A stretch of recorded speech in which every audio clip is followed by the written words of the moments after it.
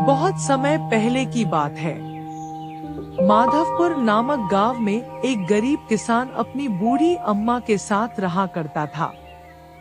उसके पास एक छोटी सी जमीन थी जो कि बंजर हो चुकी थी। फिर भी वह दिन रात उस पर मेहनत करता था। मोहन बहुत ही मेहनती और ईमानदार था। वह एक आत्मविश्वास से भरा हुआ व्यक्ति था जिसे ना हालातों से डर लगता था ना ही लोगों की बातों से।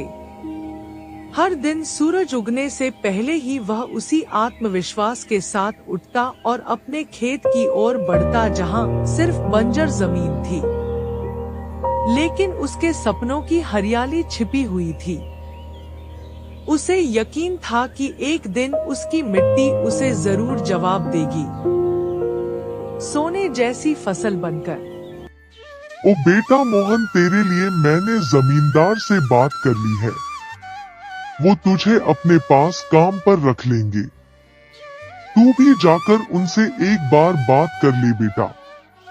अब हमारे बस की बात नहीं रही। कम से कम वहां रहकर तू अपना गुजारा तो कर पाएगा। मुझे तेरा बहुत ख्याल है मोहन, इसलिए यह कदम उठाया। जाकर बात कर ले, सब ठीक हो जाएगा।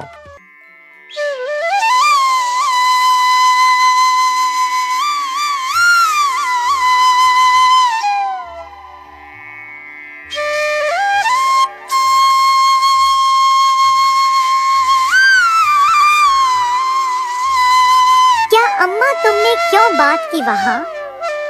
मैं नहीं जाऊंगा। हमारा खुद का खेत है तो मैं दूसरों के पास क्यों काम करने जाऊं? मैं गरीब सही मगर खुददार हूँ।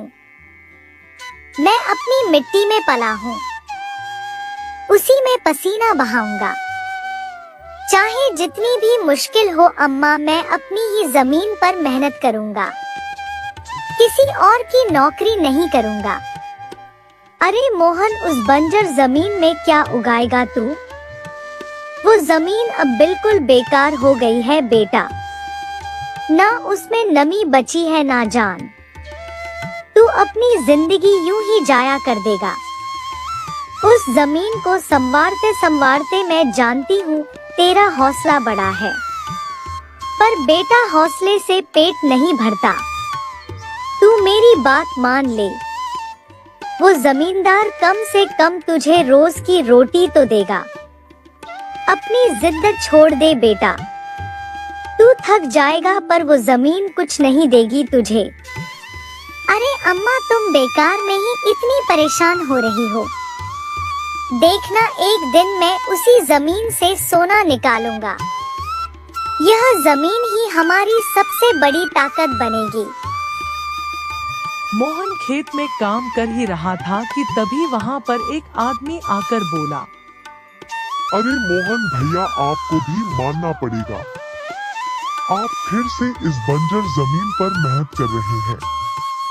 अरे मंगेश भैया, अब क्या करें? जमीन हमसे ज्यादा मेहनत करवा रही है, पर क्या करें? धरती तो माँ समान होती है, जैसा वह चाहे वैसा ही करना पड़ता है। कभी सख्त हो जाती है, कभी चुपचाप सब सह लेती है, कभी बीज को छुपा लेती है तो कभी उसे जीवन दे देती है। हम तो बस उसके बच्चे हैं जो उसके हर रंग को अपनाना जानते हैं। थक तो जाते हैं भैया, पर जब मिट्टी की खुशबू आती है ना तो सारी थकान उतर जाती है। उम्मीद है यह माँ हमें खाली हाथ नहीं लौटाएगी। बस थोड़ा और सब्र, थोड़ा और विश्वास। आप जैसा मूर्ख तो मैंने आज तक नहीं देखा भैया। क्या सोचते हो आप? दुनिया कहां से कहां पहुंच गई, और आप अब भी उसी बंजर जमीन से उम्मीद लगाए बैठे हैं। मोहन के पास उस आदमी की बातों का कोई जवाब नहीं था। वह वहां से अपने घर चला जाता है। जब दोपहर को मोहन थक हार कर घर पहुंचता है तो देखता है कि माँ बुझे हुए चूल्हे के पास चुपचाप बैठी है। क्या हुआ अम्मा?